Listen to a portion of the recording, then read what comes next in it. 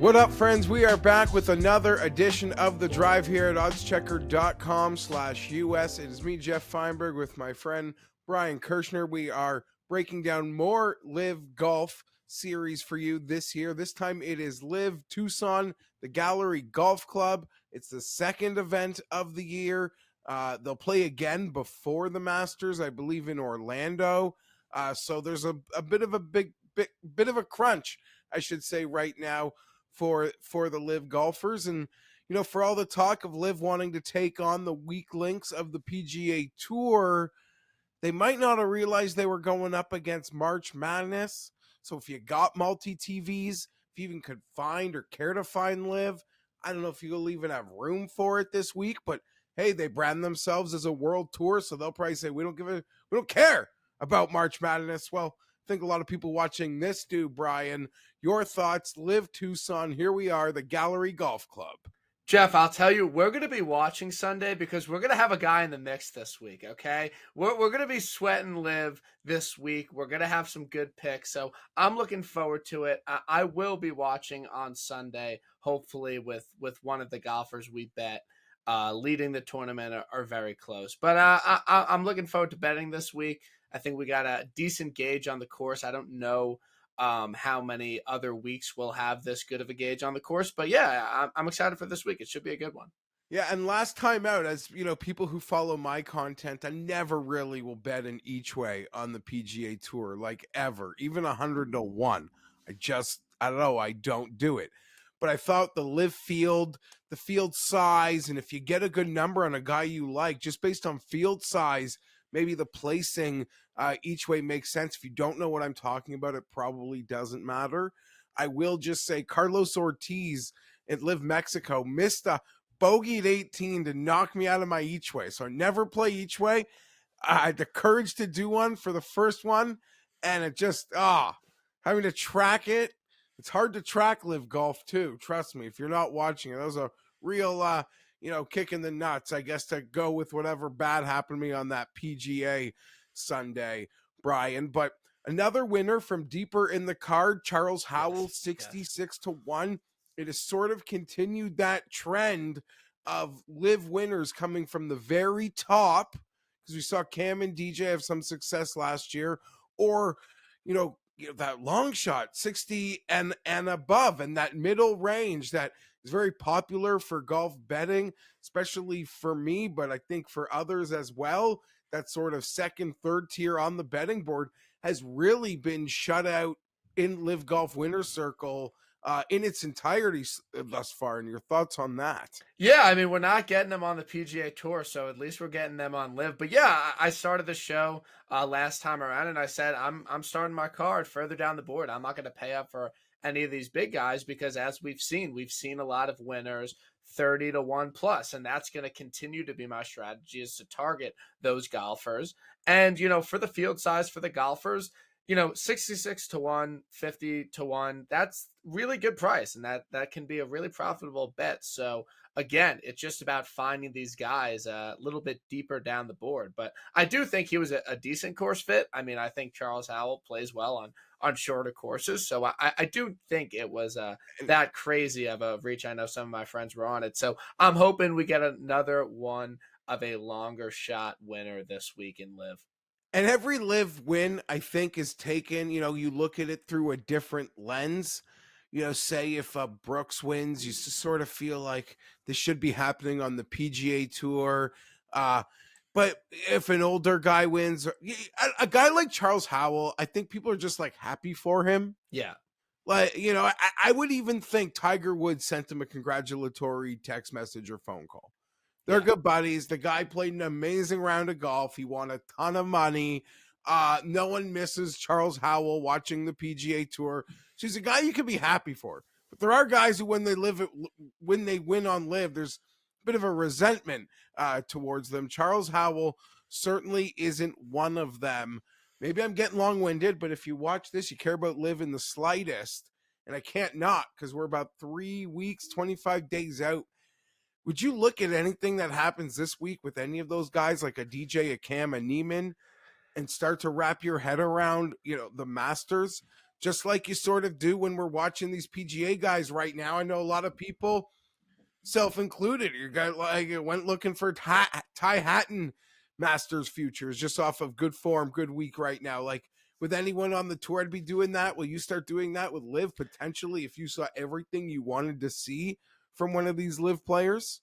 I think these next two events are really important for Cam Smith. Like, I think a lot of people are going to want to bet Cameron Smith at the Masters this year for the narrative, for the course history, given his play last year. And I think the narrative a little bit was that he's not going to have that many reps under his belt coming in, but he will have three LIV events before Augusta and one the week before. So I think these two events are really important for Cam Smith. I think if he has two top 5 finishes, even gets a win, I think people will plunge into the 20 to 1s that we are now seeing for the Masters coming up in about a month. And the guys, most of these guys played in it wasn't a European tour event, but it was in the Middle East. It was a very strong field event. So that would be 4 events. And, most of the best PGA players will have played 5 or 6. So it's not like they'd be totally up against the 8 ball. Obviously in the, the competition aspect you can debate, but hey, we're not here to debate that. We're here to debate the odds. So enough of us rambling about LIV Golf. Let's get into who we think is going to win LIV Tucson. Loading up the grid here. Cam Smith, still the favorite, 9 to 1, followed by Niemann at 11, DJ 12, Paul Casey 8, Paul Casey 12, Ancer 14, Gooch 18, and Charles Howell off the big win with 66 last time out. To get a 20, you'd be happy on him this time. I've made one bet thus far. It is not in this range. If I were to pull the trigger in this range, though, I'm telling you, I'd be a sucker for Paul Casey. 12 to 1, it might be a little too short to swallow, but Paul Casey would be my elite player of choice. You mentioned, at least to me off air, the success he's had here in previous match play iterations that have gone on, but just seems like a course that older golfers will be able to have no problems on this week. I don't think I could lay 12 with Paul Casey, but if someone asked me to pick under 20 to 1, it would be Paul for me.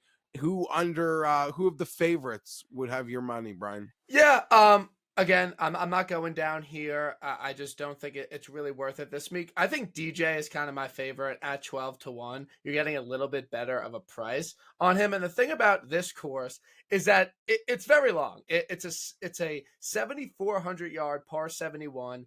There are like 6 or 7 par 4s over 440 yards. Some really long par 4s this week. Now, it is in the desert, so obviously they're playing at elevation, so it's a little bit shorter. But I do think this is a course where length you will have a large advantage. So my card, I really structured around a lot of long hitters off the tee because I really do think unlike last week at Mayakoba or a few weeks ago at Mayakoba, distance is really going to be important this week because there are some really long holes. So DJ, obviously one of the longest guys on the LIV Tour, obviously an elite driver. So he is my favorite under 20 to 1, but I will not be going down that far. So the next part of the board is where it gets intriguing for me. You mentioned distance. I was on Mito in Mexico. That didn't go so well. He's at 20 to 1. It's almost like I get stuck in that mode when betting PGA, sometimes to a fault, in the past somewhat successfully, and just sort of sticking with my guys. Do I want to make Mito my LIV guy and get on a wagon here? We will see. Matthew Wolff, 22 to 1. You mentioned the distance. You can see many reasons why that could be a bet that could have people's eye. Patrick Reed, Sergio Garcia as well, 22 to 1. Going farther back for me, though, Brendan Steele is a player that has my eye this week. He comes in as high as 28 to 1, seeing it as low as 22 to 1. But the bet that I have made was a 33 to 1 on Bet Rivers, now down to 28.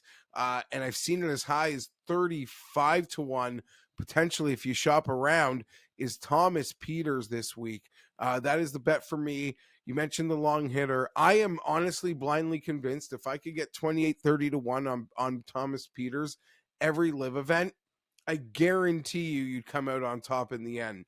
The problem is back-to-back second places or something, you don't get your win, and he's going to be 12-1. That's how these live odds are going to work. But for me, that's the bet. That's my favorite pick this week, the Belgian bomber Thomas Pieters. Yeah, I love that pick. I'm starting my card with Matthew Wolff at 22-1. You could get that on Bet365. Again, I've already talked about the distance that will be needed this week. We've seen Matthew Wolff have success in the desert, has a runner-up finish at the Shriners, and he's playing pretty good golf right now. In his last events was 5th at LIV Jeddah, 10th at the Saudi International, and T7 at Mayakoba last week. So he's playing good golf. 22-1 bomber. The guy almost won a major champion. So I'm going to start my card with Matthew Wolff this week at 22-1. I think it's a great pick. All right, so now I guess we'll hit the winning sort of numbers that we've seen in LIV quite a lot. Brooks Koepka in Phoenix, 40-1. Was always great at the waste management, a 2-time winner there. Some really embarrassing results to start the year. But 40-1 in Phoenix, just that alone could tempt a lot of people.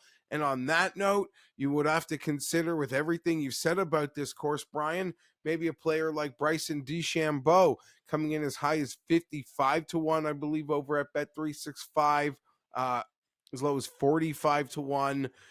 Could it all click for him in a sense?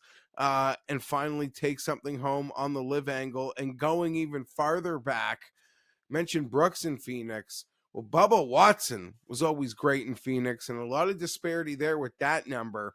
90-1 over at Bet365. This is why we use the grid. If you're interested in Bubba this week, and I know a few people who I trust who are, he comes in as low as 60. 60 seems to be a consensus number on Bubba. 90 on that OddsChecker grid over at Bet365. Bubba Watson in Phoenix in a live event. 90-1. If you believe there could be life there, that might be a bet for you. I haven't been convinced of anybody whose name I've mentioned, though, Brian. Could you talk me into someone? I like Kokrak at 35. I'm betting Kokrak at 35. I know he's been successful for you on the PGA Tour, but again, he's got some pop off the tee. I think this will play a little bit more difficult this week. I always like him on a bit more difficult tracks. Another guy I'm betting that's, again, a South African. He has distance off the tee. I like that he played a lot on the PGA Tour this year already. I'm betting Dean Burmeister at 45-1. You could get that on Bet365 this week. Again, we like the new guys. We like the guys that are getting one of their first starts on LIV to come out successful. So I really like that. And in my opinion, I think everyone should wager money on Bryson DeChambeau this week at 55-1. Again, you could get that on Bet365 right now. With the way the course is going to play, with these extremely long par fours, his distance is going to be a major asset to his game this week. I know he hasn't quite shown it in LIV, but again, this is a major winner. This is a multi-time PGA Tour winner. We're getting him at 60-1 in this field on a Bomber's Paradise. It's a no-brainer for me. Bryson DeChambeau 60-1. In my opinion, it's an auto bet, especially at this course. It's hard not to stare at that. You hear about the course. You wish you see any semblance of life from him, Brian. If you want to just remind me and our audience, how did he fare at Mexico? I don't think I know that his team won. But let's see. Bryson. He finished Sunday -3, so he's trending. That's all we need. And he got new equipment. I saw it on his YouTube. So we got some new clubs in the bag. He finished in 24th place. Which I think in LIV Golf, you have to consider below the Mendoza line. Yes. But he has new clubs, and it's a Bomber's Paradise. I love Bryson this week. You could. It's not. It's just this course. Here's the thing I think about LIV and Bryson. The moment there's like a flash of old Bryson, he's going to get priced under 20-1. So you're kind of hoping you can catch it while it's still big. And it's not just like a great, I say weekend, it's only 3 rounds. You don't just see flashes. It all sort of pops at once. He's proven he can do it. I don't mind that at all. I might have a hard time not making the bet. So for me, in closing, quick picks here at the end, Thomas Pieters, I'm in 33 to 1. You twisted my arm enough because I was already thinking about it with Bryson, and I will see myself probably making a third bet that will either be paying up for Mito or steal. Mito or steal. Maybe you talked me into Coke Rack, but someone else. I'm gonna have a 3-man card, but Pieters surely will be on it. Now as I'm talking through it, maybe I got to rethink this Bryson thing because I think we got to bet it. We got to bet it. We got to bet it. And so I'm betting Wolff at 22, Kokrak at 35, Dean Burmeister at 45, Bryson at 55. And my last guy, I said I would bet him every week. I'm sticking to it. Eugenio Chacarra, again, he's already a LIV winner. And like I talked about, this guy is extremely long off the tee. That is how he won his first LIV event. He's extremely talented, 60 to 1 on Bet365. I'm betting him every week. I really like him on this course. So those are my picks for LIV Tucson, and I'm excited to watch with a guy in the mix on Sunday. Well, I'm fired up that you are ready to go. You're full-fledged like LIV betting card right there. So let's get it. We'll be back. It's LIV Orlando in a couple weeks, and then everybody gets together for the Masters. Won't that be fun? LIV Orlando, I believe, is the week before. Yes. Before the Masters. Should be interesting, that dynamic, all of it, as LIV continues its second season. For Brian, I am Geoff Fienberg. We will see you next week talking more golf here at oddschecker.com/US.